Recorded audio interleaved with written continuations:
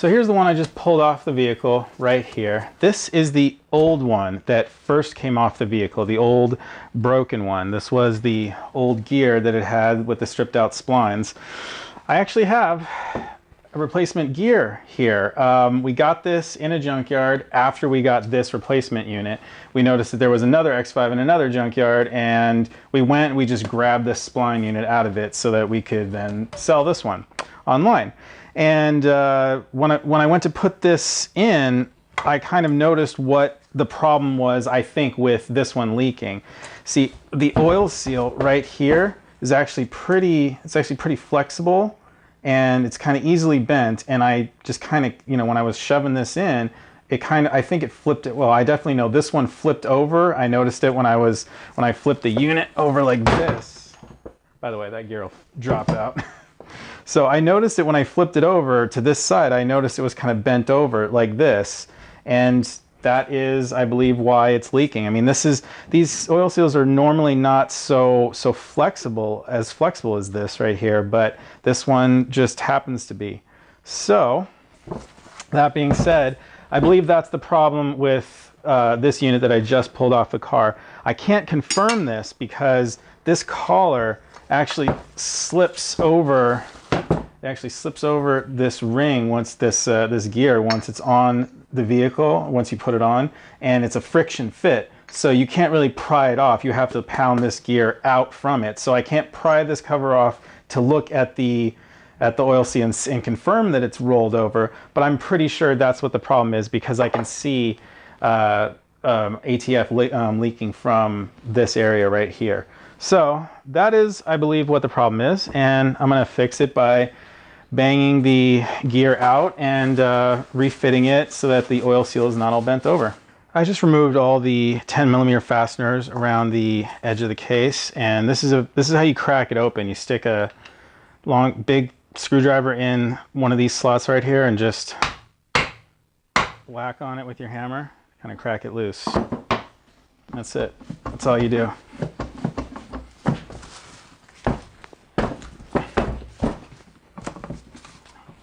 Now we might need to crack it from this end too. Basically, right up here at this top. There. And now, it comes right off. And there we go. There's that old bead of RTV right along the inside there. Here we go. I just pounded it free and the ring popped off, and you can see that oil seal did get flipped over like that. So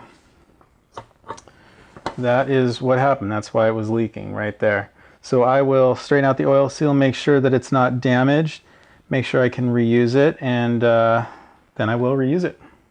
All right, guys, having done this a couple of times, I've come up with a method which I think is the best for reinstalling this gear in here and not messing up this seal. So I'm installing it here and not putting the chain on first at all. I'm just doing the gear by itself. I'm using a thin pocket screwdriver to make sure that this seal doesn't fold itself over, right? And I'm going to take my little tool for spreading that lock ring on the inside, spreading it, letting the gear just kind of push in. And this is where it's going to start to fold the lip of the gear over. I'm just kind of reaching in, working the screwdriver around, making sure not to tear the rubber, okay? But I'm just making sure that the end of the seal gets over the lip of the gear, which it has by this point. I can just see it as I'm looking all the way around that it's over. And this is where I stop doing that, come around, and now I can install the chain. Gotta hold this gear in place from the other side because the chain's big and heavy.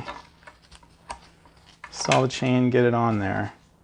Install this gear, get it on the chain. Just kind of like that. So this gear will slip into place in the bearing down below here.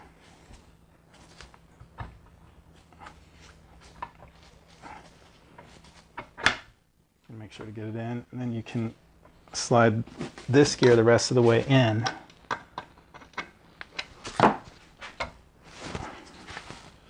And again, I'm making sure on this side that the oil seal hasn't flipped over, and it looks like it hasn't. So now I can just push it the rest of the way in. You heard the snap ring click. So that snap ring's in place. The lip of the oil seal is not folded over, and that's the way you do it to not have leaks. So before I proceed, I'm going to obviously pour some ATF in here and make sure that it does not leak, and then I'll re-RTV it and seal it up and put it back on the car. Okay guys, I've got this transfer case back on now, and I'm just running the bolts down. I've got all the rest of them tightened down pretty good, just running them down with my 10mm gear wrench, and I'll bring back the E12 socket and just kind of tighten them. I'm not going to use a torque wrench because I don't know what the torque spec is. I think I gave one in my last video, but I'm just doing it tight, you know. Get them tight, don't overdo it. That's what I'm doing. See, I can just sort of feel when it's not going to move anymore. I'm just putting the same pressure on each time, and I can feel when I'm bottoming it out. Just using this whole setup to get on those top bolts, which are right back here. Yeah, that's nice and tight. And I already did the ones up at the top and the back.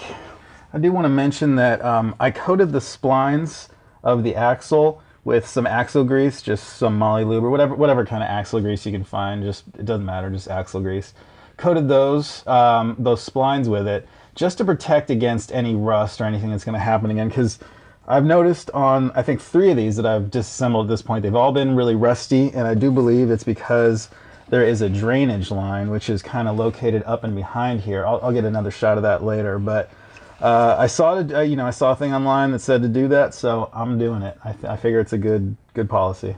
All right, I'm gonna go ahead and lift the engine back up, level where it was, because it was still, it's pointed all the way down still, so I can get easy access to that top bolt, those top bolts. Alrighty, before we can put the drive shaft back on, we got to take this bracket back off.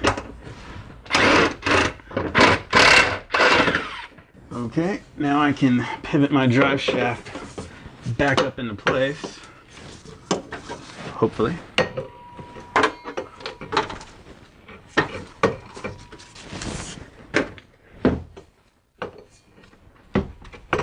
There we go.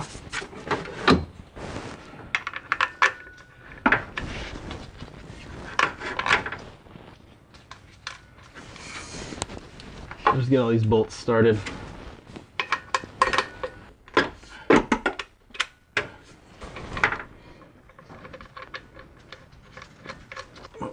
For this to be back up into place first. So I'm putting that bracket back on that you saw me take off a minute ago.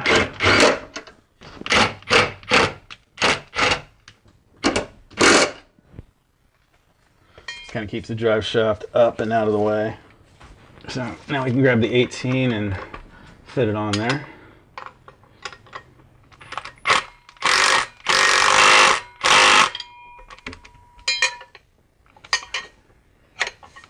Tighten the rest of them down.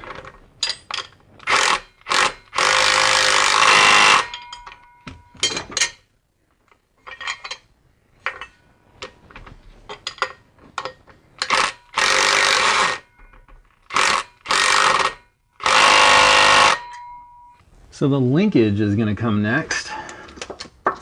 Let's slip it back through here. And truth be told, I did not actually need to disconnect this part of the linkage, just needed to disconnect the mounting bracket now that I think about it. But it really does not make that much of a difference, because once you put the bracket on, the linkage cable is going to be perfectly aligned as long as you didn't shift the transmission. I had it shifted in neutral when I disconnected everything.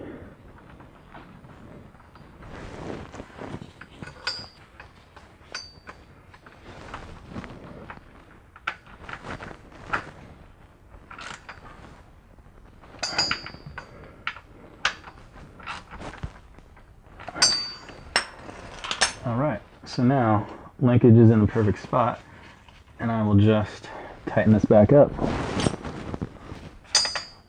That is, I believe, a 13.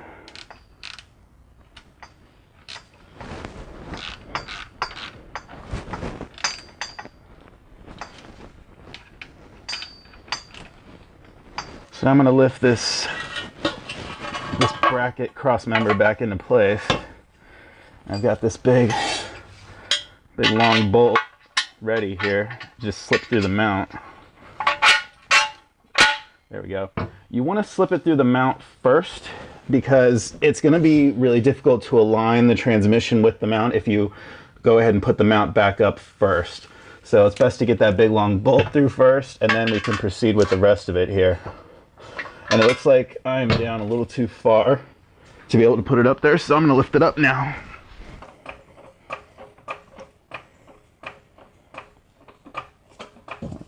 So I just kind of heard it. That should hopefully be close enough and not too close. Yeah, see, I've got a little bit of wiggle room here, so I'll be able to get all the bolts started. And that's what I want to do. I want to get all the bolts started first. I can see that I'm a little bit far back on this side.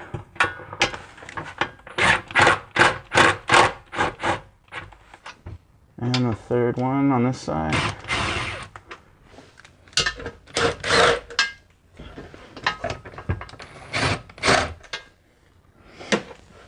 And it looks like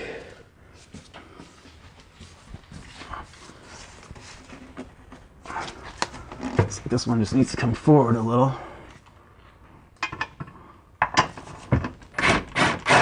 Right there.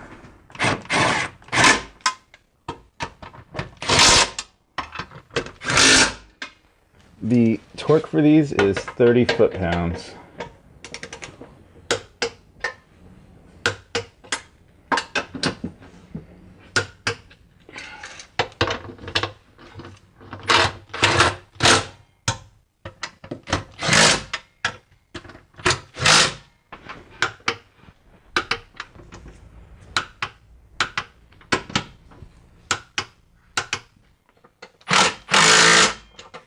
The torque for this one is 55 foot-pounds.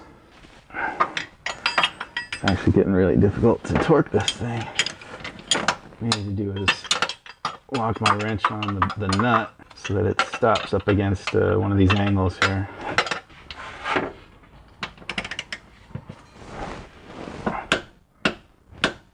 There we go. The torque for these fasteners is 74 foot-pounds.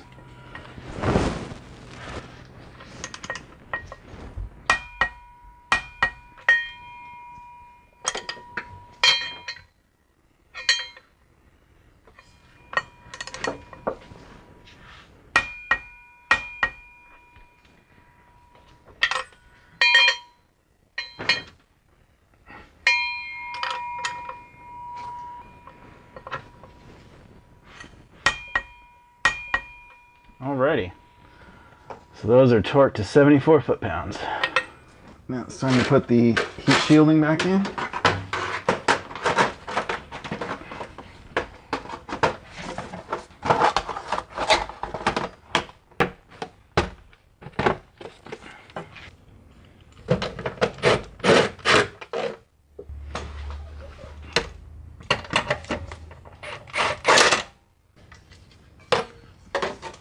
There's this little bracket that goes here.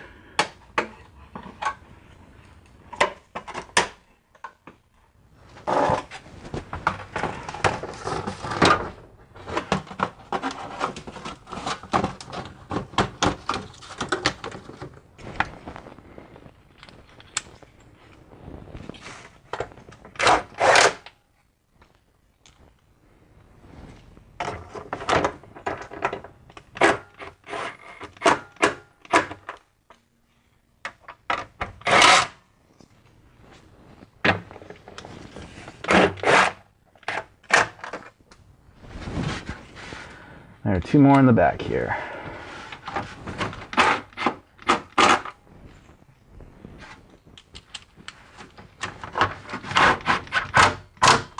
As you can see, I've got the the front of the exhaust resting on the splash plate right there. It needs to be up and over the splash plate before you reconnect the middle section of the exhaust to the rear section of the exhaust. As long as it's over the splash plate right there on both sides, as you can see, it is over there as well. The real difficult part is getting the two pieces of the exhaust connected without having the front fall off of that skid plate there. But once you do that, you can just kind of get these top two bolts on and get a couple of threads started, and you know, it'll hold itself in place one at a time.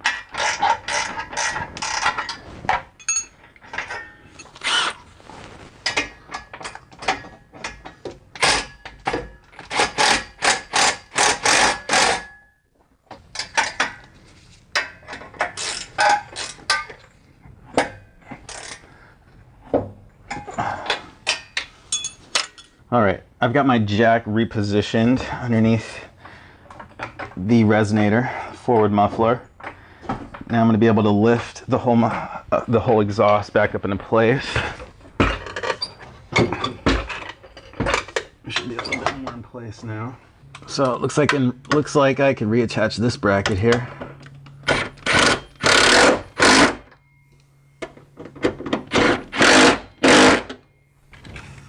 And I can reattach this bracket.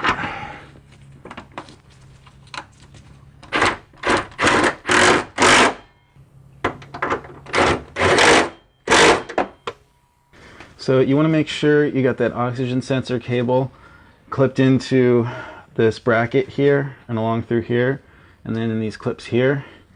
Put the bracket up, get those bolts started, get them in.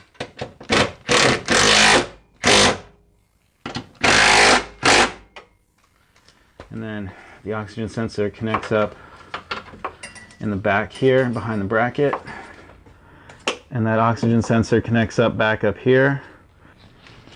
So this front bracket on the passenger side.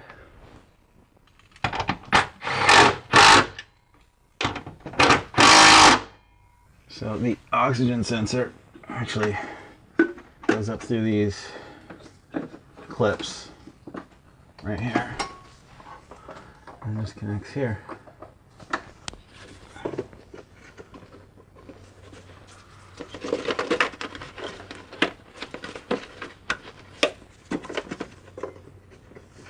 And it fits up in this little clip up here.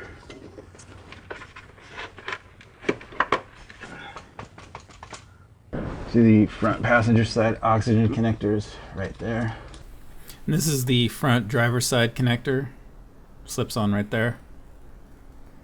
Now I'm connecting the rear exhaust hangers on the passenger side. This one's in the front, and this one is the back one. 2 bolts each. Pretty simple stuff.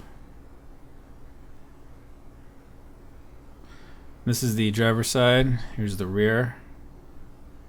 2 bolts.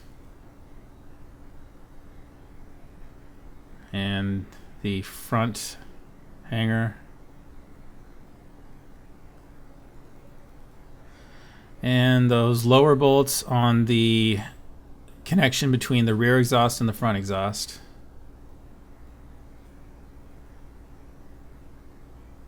$13 in the back and $14 in the front. Kind of awkward, but... And finally connecting the exhaust to the headers, the exhaust headers. I believe these are 12s. One on each side. This is the passenger side one.